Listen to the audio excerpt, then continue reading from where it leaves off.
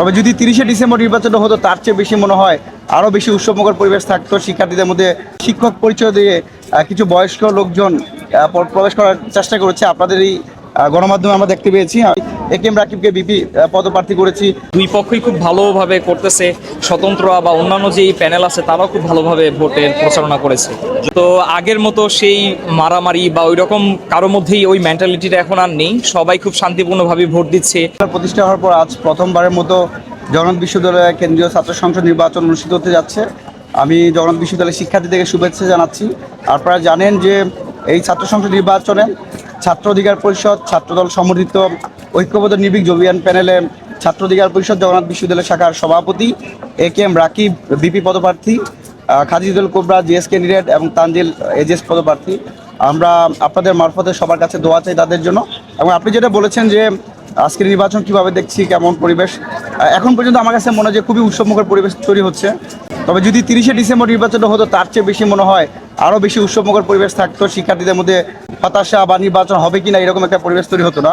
তবে এক সকালে কিছু ঘটনা ঘটেছে, যেমন আমরা দেখতে পেয়েছি যে নির্বাচন পরিচালনা কমিটির সদস্য বা শিক্ষক পরিচয় দিয়ে কিছু বয়স্ক লোকজন প্রবেশ করার চেষ্টা করেছে। আপনাদের এই গণমাধ্যমে আমরা দেখতে পেয়েছি।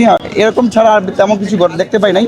আমরা প্রত্যাশা রাখি জগন্নাথ বিশ্ববিদ্যালয়ের মেধাবী শিক্ষার্থীরা তাদের প্রতিনিধি নির্বাচিত করবে, তাদেরকে যারা বিগত সময়ে হল সংস্কার আন্দোলন থেকে শুরু করে ক্যাম্পাসকে সেনাবাহিনীর হাতে, দ্বিতীয় ক্যাম্পাস সেনাবাহিনীর হাতে আমাদের দেওয়া, ক্যাফেটেরিয়া, খাবার সংকট, আবাসন সংকট নিয়ে যারা কাজ করেছে, একেএম রাকিবকে জগন্নাথ বিশ্ববিদ্যালয়ের শিক্ষার্থীরা আন্দোলন সংগ্রামের পুরোদা মনে করে। আমরা মনে করি জগন্নাথ বিশ্ববিদ্যালয়ের মেধাবী শিক্ষার্থীরা বাংলাদেশের অন্যতম মেধাবী শিক্ষার্থী। তারা কিছু উপঢৌকন বা উপহার বা কিছু টাকা পয়সার বিনিময়ে তারা ভোট বিক্রি করে দিবে না। তাদের জন্য যারা বিগত সময় কাজ করেছে তাদেরকেই তারা নির্বাচিত করবে।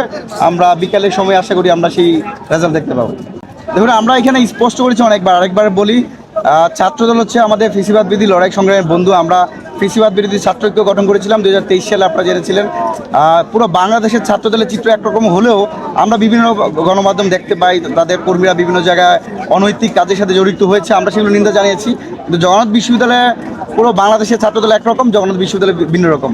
আমরা তাদের সাথেই কাজ করতে চেয়েছি যারা শিক্ষার্থীর জন্য কাজ করতে চায়।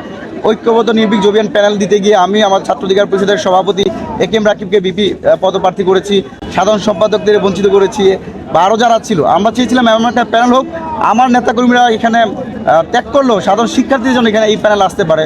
আপনি ছাত্রদলের এজিএস ক্যান্ডিডেট তানজিল আছে, যে আপনি দেখবেন যে গত 5-6 বছর ধরেই শিক্ষার্থীদের আন্দোলনের সময় সে সম্মুখ সারি যোদ্ধা হিসেবে নেতৃত্ব দিয়েছে।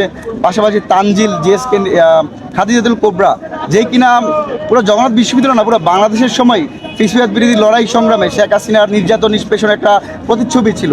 সে অনলাইনে কথা বলার কারণে তাকে প্রায় 1.5 বছর কারান্তরীণ থাকতে হয়েছে। সুতরাং এরকম মেধাবী কিছু মুখকে আমরা দেখতে চাই না তারা কোন প্যানেলে আছে, কোন দলে আছে। আমরা দেখতে এসেছি যারা ক্যাম্পাসে কাজ করেছে, শিক্ষার্থীদের জন্য কাজ করেছে, তাদের সাথে ঐক্যবদ্ধ হয়ে আমরা কাজ করার চেষ্টা করেছি।